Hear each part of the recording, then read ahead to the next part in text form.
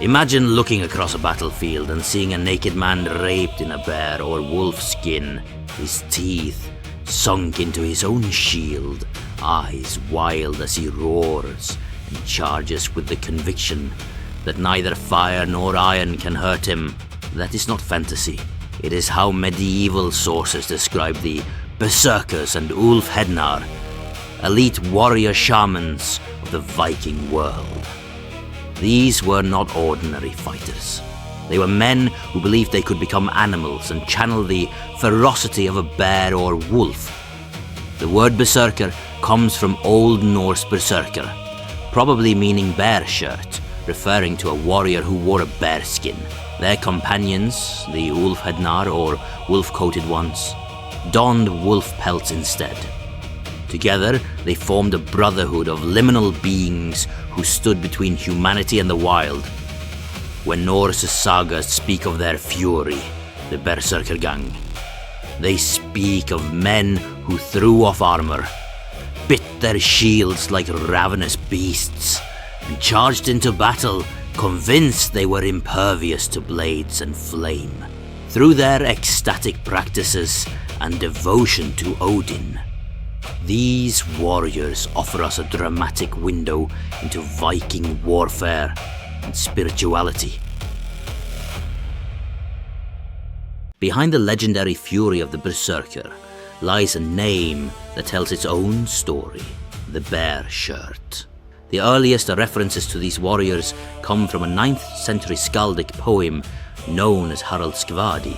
The poet describes King Harald Fairhair's champions as wolf-skinned men who sit together with bloody shields, reddening their spears and hacking through enemy shield walls. Later, Snorri Sturluson's Ynglinga saga explicitly links them to Odin. He writes that Odin's men rushed forward without armor, as mad as dogs or wolves, biting their shields and killing with a single blow, while neither fire nor iron could harm them, the state he calls Berserkergang. The very word reveals what these fighters wore. Bear, meaning bear, and Serker, meaning shirt. Although some medieval writers later interpreted it as bear shirt, implying nakedness, most scholars recognize the animal pelt as central to the identity. Similarly, Úlfhéðnar translates as wolf coats or wolf hide, emphasizing their association with wolves. In these early accounts, the Berserkers and Úlfhéðnar appear as the elite retinue of kings used as shock troops, but their origins probably lie in much older Germanic warband traditions. Archaeological finds, such as the Torslunda bronze plates, show a one-eyed figure, likely Odin, dancing beside a wolf-headed warrior with spear and sword, hinting at a ritual connection between the god and his animal-clad fighters. What would drive a man to abandon society, live like a wild animal, and return as something not quite human? Among Germanic peoples, the Berserkers and Úlfhéðnar were more than mercenaries.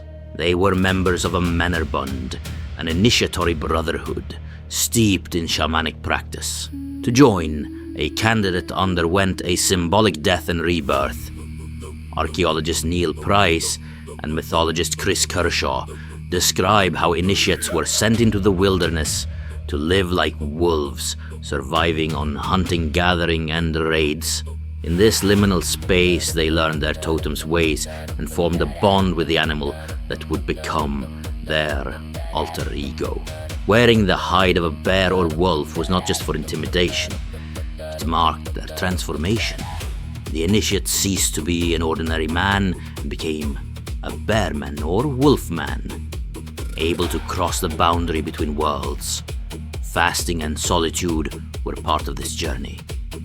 Candidates deprived themselves of food and sleep to weaken the body and open the mind.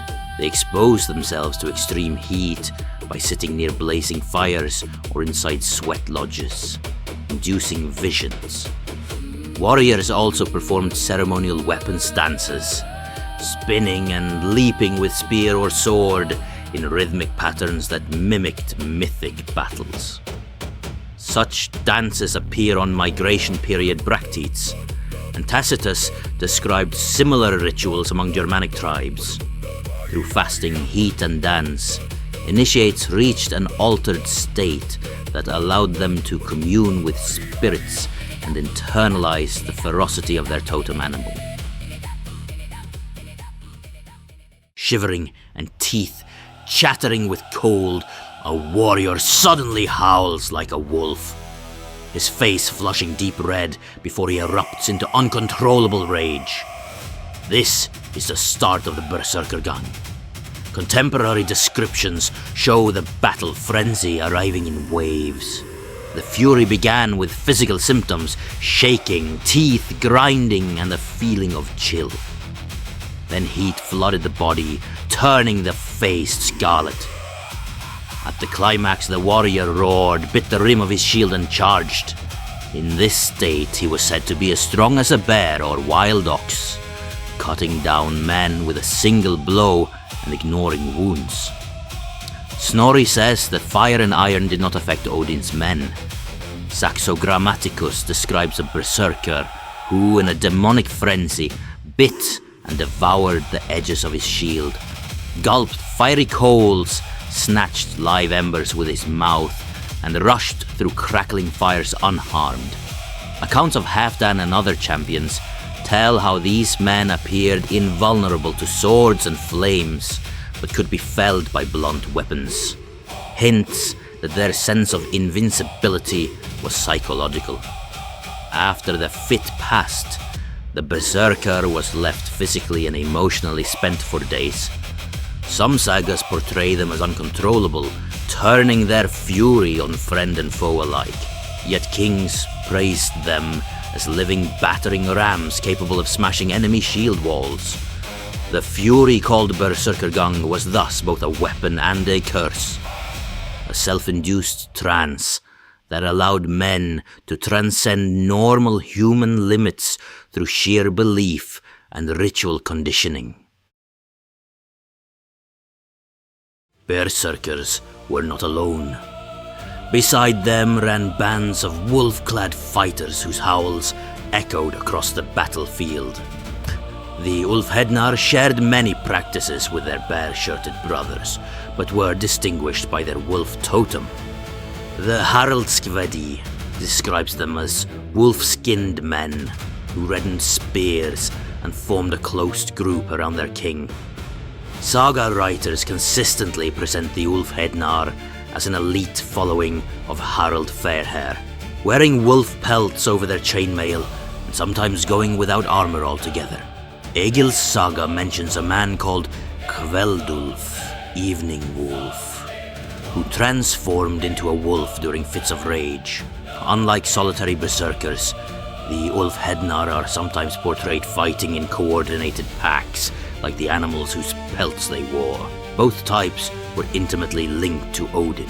On the Torslunda helmet plates, a one-eyed figure with bird-horned helmet, likely Odin, dances beside a wolf-headed warrior, suggesting that the god himself led their rituals. In the polytheistic world of the Vikings, different people devoted themselves to different deities. The Berserkers and Úlfhéðnar were the exemplary devotees of Odin, god of war, magic, and poetry. Odin's own name is related to Odr, meaning ecstasy, fury, or inspiration. He gave this gift to his warrior shamans, who in turn offered their bodies and minds to him in battle. The sagas sometimes hint that these warriors had spirit wives among the Valkyries, further blurring the line between warrior and shaman.